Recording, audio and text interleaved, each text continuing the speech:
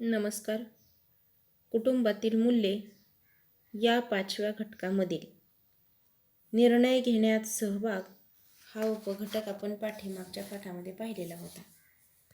प्रामाणिकपणा आणि अप्रामाणिकपणा याचे परिणाम काय होतात, म्हणजे आपण प्रामाणिक किंवा अप्रामाणिक वागल्यानंतर त्याचे काय परिणाम होतात ते आपण आजच्या पाठामध्ये पाहूयात.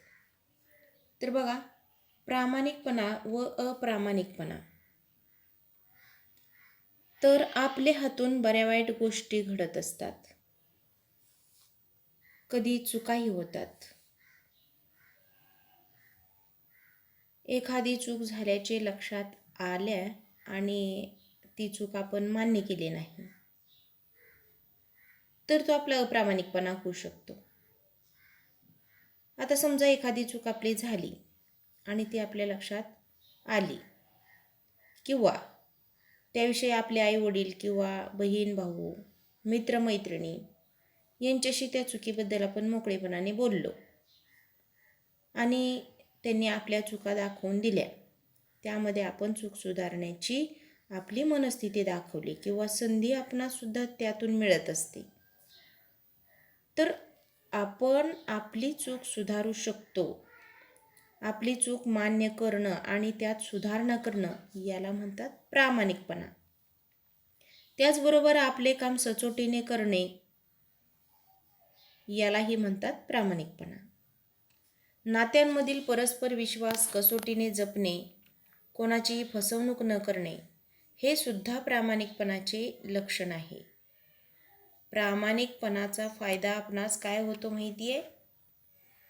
तर आपल्याकडून समाजाचे नुकसान तर होत नाहीच, कुणाला त्रास तर होत नाहीच, परंतु सगळ्यात महत्त्वाचं म्हणजे प्रामाणिकपणामुळे आपण निर्भय बनतो. कारण आपल्याकडून काही चूक झालेली नसते, त्यामुळे आपणास खोटं बोलण्याची किंवा आपल्या अंगलट काही येते का याबद्दल भीती बाळगण्याची आपणास काहीच आवश्यकता नसते. याउलट अप्रामाणिकपणाचा परिणाम काय असतो माहिती आहे? तर अप्रामाणिक वागलं की आपल्याला निर्भयपणा आपला गमावून जातो. म्हणजे कसं, आपल्या मनात सारखी भीती बाळगतो. आपली ही चूक झाली आहे, ही उघड होती का, आपण ही चूक लपवली आहे, असं आपल्या मनाला सारखं राहून राहून वाटतं. आणि अप्रामाणिकपणाचा परिणाम काय होतो, तर महत्त्वाचं लक्षात ठेवा, आपला आत्मविश्वास कमी होतो. कुटुंबात तसेच आपल्या सार्वजनिक जीवनातही आपण प्रामाणिकपणेच वागले पाहिजे. प्रामाणिक व्यक्तींबद्दल सर्वांनाच आदर वाटतो, म्हणून प्रामाणिकपणाने आपण वागले पाहिजे. प्रामाणिकपणा ही सर्वात मोठी ताकद आहे बघा आपली. सार्वजनिक जीवनातील प्रामाणिकपणा, आपल्या वैयक्तिक जीवनामध्ये आत्ताच आपण पाहिलं की व्यक्तिगत आपणास प्रामाणिकपणाचा फायदा होतो. आपण निर्भय बनतो, भीती वाटत नाही, प्रामाणिक व्यक्तींबद्दल इतरांना आदर वाटतो. म्हणजे हे प्रामाणिकपणाचे स्वतःसाठी फायदे आहेत, परंतु सार्वजनिक जीवनामध्ये सुद्धा प्रामाणिकपणा असणे फार आवश्यक आहे. आता सार्वजनिक जीवनातील प्रामाणिकपणा याबद्दल आपण बघूयात.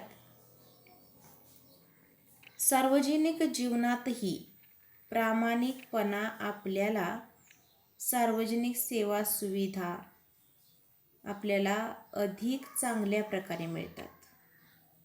बस किंवा रेल्वेने, बघा, बस किंवा रेल्वेने आपण विना तिकीट जर प्रवास केला तर काय होईल? सरकारचे नुकसान होईल का नाही?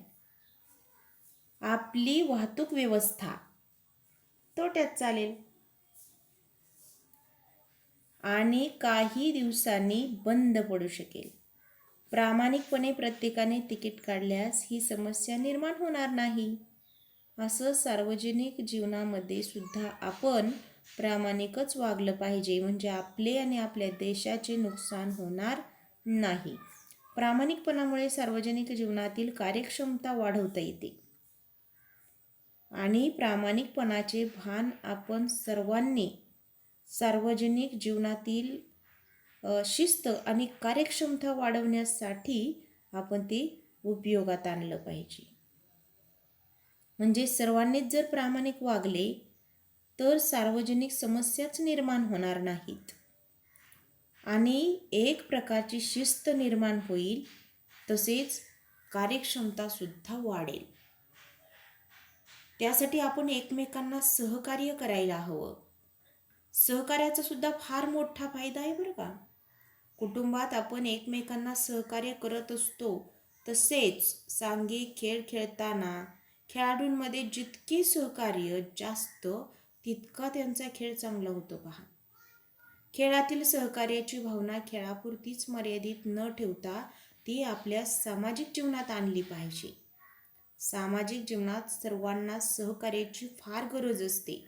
आपल्याला इतरांच्या मदतीची गरज असते आणि इतरांनाही आपल्या मदतीची गरज असते. तेव्हा एकमेकांना मदत करून आपण आपला विकास करावायचा आहे. गाव असेल किंवा शहरातील जत्रा असतील, उरूस, मेळावे किंवा अनेक असे कार्यक्रम असतील तर ते एकमेकांच्या सहकार्यानेच पार पडतात. आता आपण प्रामाणिकपणे वागणं, एकमेकांना सहकार्य करणं, यामुळे सगळ्यांचाच फायदा होतो पहा. आता उदाहरणार्थ रस्ता चुकलेला मुलगा जर तुम्हाला भेटला तर तुम्ही काय कराल? त्याला रस्ता व्यवस्थित आणि योग्य तो रस्ता दाखवाल की नाही? हे झालं सहकार्य. आपण वर्गात असू तेव्हा आपल्या मित्र किंवा मैत्रिणींचा एखाद्या वेळेस अचानक पेन संपला किंवा त्याच्याकडे पेन्सिल नसेल, खोड रबर नसेल तर आपण एकमेकांना मदत करतोच की. किंवा एखाद्या मित्रमैत्रिणीचा डबा घरीच विसरला असेल तर आपण आपल्या डब्यातला एक घास तरी त्यांना देतोच की. याला म्हणायचं सहकार्य. म्हणजे सहकार्यामुळे सर्वांचाच फायदा होतो आणि सहकार्याची गरज सर्वांनाच असते. आता पुढचा मुद्दा आहे सहिष्णू वृत्ती. तर सर्वांकडे सहिष्णुता हा गुण असणे हे आपल्या देशासाठी फार हितावह आहे. आपणा सर्वांमध्ये काही गुण किंवा काही दोष असतात. आता सर्वच माणूस सर्वगुण संपन्न असतो का रे? नसतो. तर प्रत्येकामध्ये देवाने काही चांगले गुण दिलेले असतात असे आपण नेहमी म्हणतो. तसे आपणात काही दोषही असतात की. सर्वांमध्येच काही गुण असतात तर काही दोष असतात. पालकांच्या, मित्रमैत्रिणींच्या मदतीने आपल्यातील दोष आपणास दूर करता येतात. नाहीतर एखाद्यानं आपली चूक दाखवली का उठून लगेच त्याला मारायचं का? तुम्हाला असा का म्हटलास म्हणून? तर तसं न करता, हो बाबा तू म्हटला ते बरोबर आहे, माझं चुकलंय, तर मी माझी चूक दुरुस्त करतो किंवा माझ्या चुकीमध्ये मी सुधारणा करतो, असे आपला एकमेकांचा हा सहिष्णुतेचा गुण हा आपण वाढवला पाहिजे. आपली चूक मान्य केली पाहिजे आणि मी सुधारणा करतो असं म्हटलं पाहिजे आणि खरोखर त्यामध्ये सुधारणा केली पाहिजे. म्हणजे आपण दोषापेक्षा जास्त गुणीच होऊ. एकमेकांचे विचार प्रत्येक वेळी एकमेकांना पटतीलच असं नाही. तेव्हा कधीकधी आपल्या आणि आपल्या मित्रमैत्रिणींमध्ये मतभेद होत असतात. अशा वेळी आपलेच म्हणणे खरे असं न मानता इतरांचं सुद्धा समजून घेतलं पाहिजे. त्यांचं पण म्हणणं ऐकलं पाहिजे. प्रसंगी दुसऱ्यांचं ऐकणं यातून सुद्धा एक सहिष्णुतेची भावना आपल्या मनामध्ये निर्माण होते आणि तिची जोपासना आपणास करता येते. तेव्हा आपल्यापेक्षा वेगळ्या मताचा आदर करणे यालाच सहिष्णुता असे म्हणतात. आपल्या देशात सहिष्णू वृत्तीला विशेष असं महत्त्व आहे पहा. विविध धर्म, पंथ, परंपरा, रीतिरिवाज पाळणारे अनेक लोक इथे राहतात आणि त्यामुळे सर्वांना सहिष्णुते बाळगण्याची फार आवश्यकता आहे. विविधतेचे जतन हे सहिष्णुतेमुळेच होते. विविधता आपले सामाजिक जीवन समृद्ध करते. सहिष्णुता ही सामाजिक सलोख्याची पहिली पायरी आहे असं आपण म्हणतो पहा. ती आपल्याला इतरांचा विचार सहानुभूतीने करायला लावते. तेव्हा सहिष्णू वृत्ती हा सर्वांच्या अंगी महत्त्वपूर्ण असलेला असा हा गुण आहे. तेव्हा आपण सहिष्णुता म्हणजे इतरांच्या मताचा आदर करणे, हे आत्ताच सांगितलं होतं. तर इतरांच्या मताचा आपण आदर करायला हवा, म्हणजे आपल्यामध्ये ही वृत्ती वाढीस लागते आणि आपल्या परिसरातील समस्यांचे निराकरण करण्यासही आपणास ही वृत्ती मदत करते. आता स्त्री पुरुष समानता. आता आपल्याला माहिती आहे, पहा, आपल्यात मुलगी किंवा मुलगा होणे हे काही आपल्या हातातलं असतं का रे? परंतु मुलगा झाला की आनंदाने लोक पेढे वाटतात, मुलगी झाली की नाराज होतात. एक मुलगी झाली की आनंद होतो, पण दुसरी मुलगी झाली की तोंड वाकडे करतात. मुलगी नकोच म्हणून तिचं नकोसा नाव ठेवतात.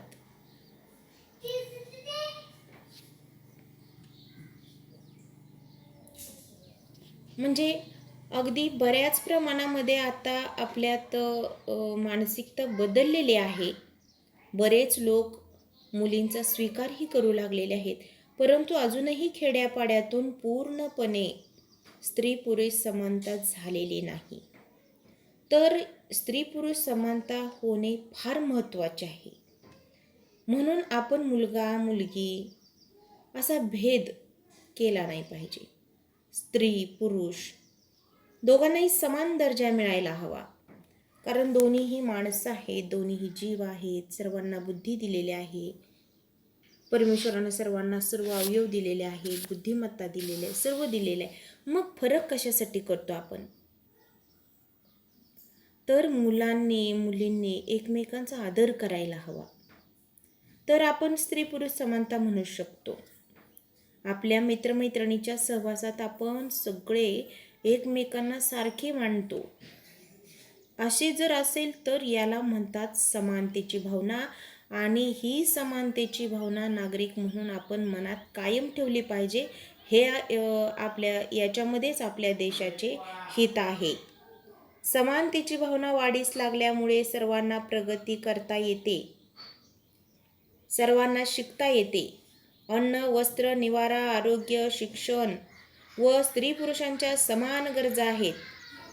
समानतेसाठी या गरजांची सारखीच पूर्तता झाली पाहिजे. अशा सोयीसुविधांसाठी किंवा सोयीसुविधांवर आपण स्त्री पुरुषांचा समान अधिकार असतो. तसेच सर्व स्त्री पुरुषांना प्रगतीची समान संधी मिळाली पाहिजे. म्हणजे स्त्री पुरुष समानता हा एक फार महत्त्वाचा असा मूल्यामधला घटक आहे. तर सहिष्णू वृत्ती हे सुद्धा एक महत्त्वाचं मूल्य आपण आपल्या अंगी भिनवायचं आहे. आणि स्त्री पुरुष समानता हे एक महत्त्वाचं मूल्य आपण आपल्या अंगी स्वीकारायचं आहे. तर स्त्री पुरुष समानतेवर अशी भरपूर घोषवाक्य आपणास तयार करता येतात.